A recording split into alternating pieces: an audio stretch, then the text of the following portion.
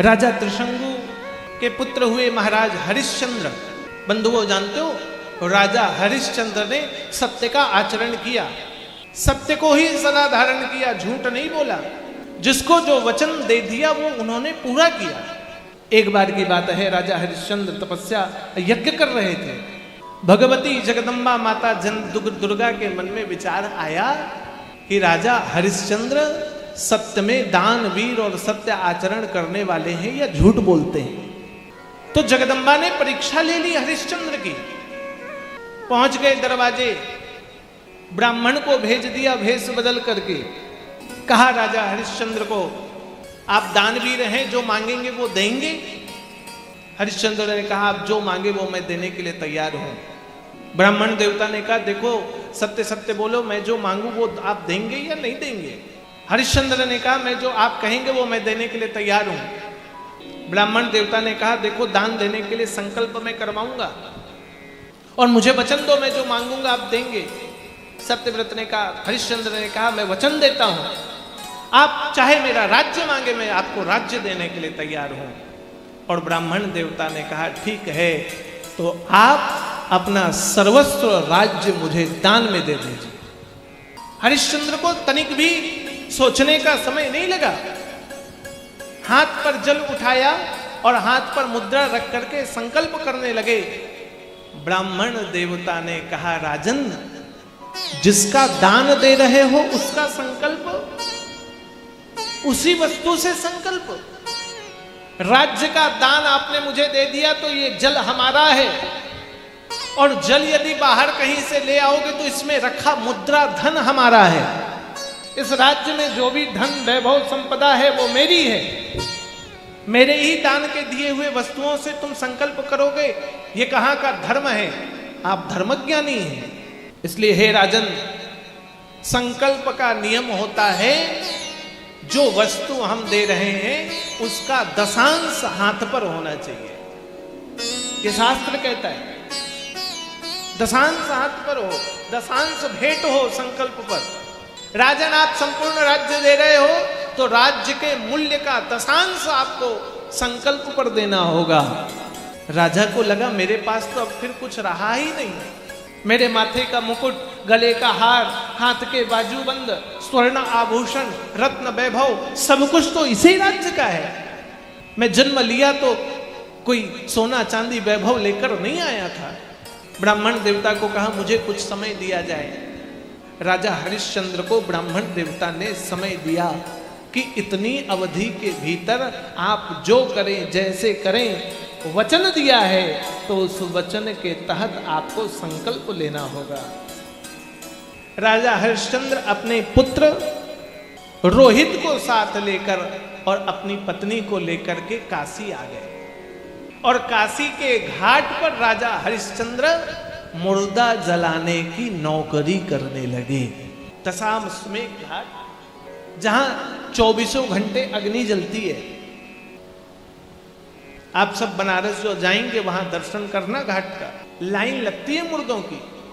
मुर्दे जलाने की नौकरी राजा हरिश्चंद्र ने पकड़ी, लेकिन उस नौकरी से मिलने वाला धन इतना नहीं था कि समय अवधि पर राजा हरिश्चंद्र दिए गए संकल्प को पूरा कर ले।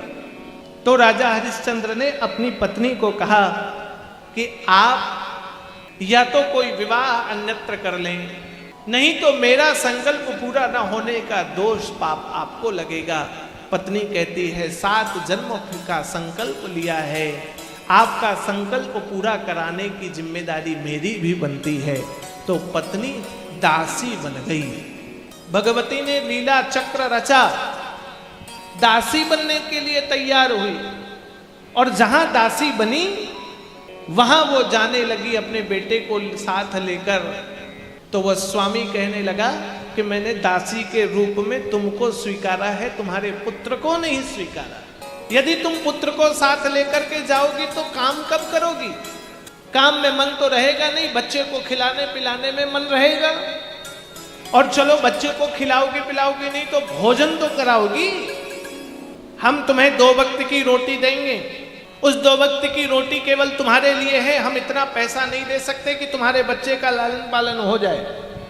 सत्यव्रत की धर्म पत्नी कहती है, महाराज आप जो देंगे वो स्वीकार्य है, जितना देंगे स्वीकार्य है, मैं अपने बच्चे को उतने में ही लालन पालन करवाऊंगी। लेकर के गई हरिश्चंद्र की पत्नी। बंधुओं, हरिश्चंद्र की पत्नी बच्चे को खिलाए पिलाए तो वो राजा डांटे। भगवती ने ऐसा चक्र चलाया कि खेलते खेलते हरिश्चंद्र के पुत्र को एक दिन सर्प ने डस दिया। सर्प ने डसा, मृत्यु हो गई। छोटे छोटे बच्चे दौड़े दौड़े आए, माता तुम्हारे पुत्र को सर्प ने डसा है, जाओ किसी वैद्य के पास ले जाओ, अन्यथा मृत्यु हो जाएगी। दौड़ी भागी जैसे ही तो स्वामी ने रोक दिया, कहां जा रही हो? रोते रोते कहने लगी, मेरे बच्चे को सर्प ने डसा है। स्वामी कहता है, सर्प ने तुम्हारे बच्चे को डसा, तुझे नहीं। तू चली जाएगी तो हमारे घर का काम कौन करेगा? तुम्हारे बदले जो मैंने मुद्राएं दी हैं तुम्हारे पति को, वो तुम्हारे पुत्र के निमित्त नहीं दिया है। जब तक घर का काम पूरा नहीं होगा तब तक तुम अपने पुत्र के पास नहीं जा सकती। भोजन बनाओ, साफ सफाई करो, बर्तन धो, वस्त्र धो, इन कामों को पूरा करने के बाद अपने पुत्र के पास जाना। बंधुओं, सुबह से सांझ हो गई और हरिश्चंद्र के पुत्र की मृत्यु हो गई। मां दौड़े दौड़े गई, खूब उठाने का प्रयास किया। सर्प के विष के कारण हरिश्चंद्र का पुत्र मरा हुआ था। ले गई अपने कंधों पर लाद कर रोते हुए, न जाने कौन से पाप कर्म हमने किए, राजा से रंक और रंक से ये गति हो गई कि पुत्र तक हमसे चला गया।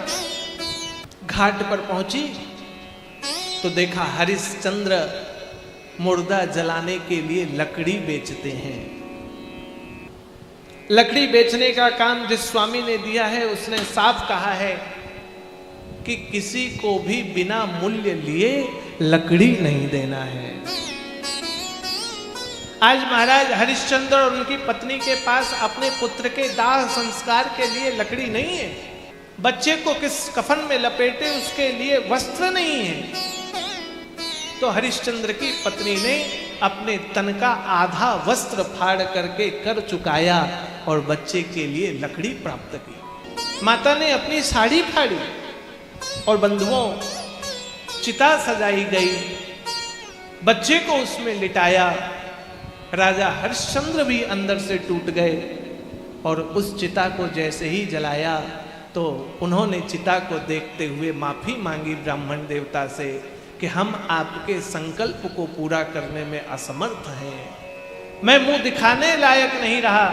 जीवन पर्यंत जो सत्य का आचरण किया, अपनी बात को असिद्ध होने नहीं दिया, आज वो अपने बात को पूरा नहीं कर सकता, मैं जीवित रह नहीं सकता। हम दोनों पत्नी इस चिता में पुत्र के साथ जल जाएं, वही अच्छा है। और जैसे ही अग्नि पर कूदे, भगवती भवानी अग्नि से प्रकट हो गई, पुत्र को गोद में लेकर आई और कहा, हे हरिश्चंद्र, तुम अपनी तपस्या पर, अब तो तुम अपने वचन पर सिद्ध हो गए कि तुम सत्य आचरण करते हो। मैंने तुम्हारी हर बार परीक्षा ली। हरिश्चंद्र सत्याचरण में रह गए। ऐसे राजा हरिश्चंद्र जो देह त्यागने को तैयार हो गए अपने वाणी के सत्य को सिद्ध करने के लिए।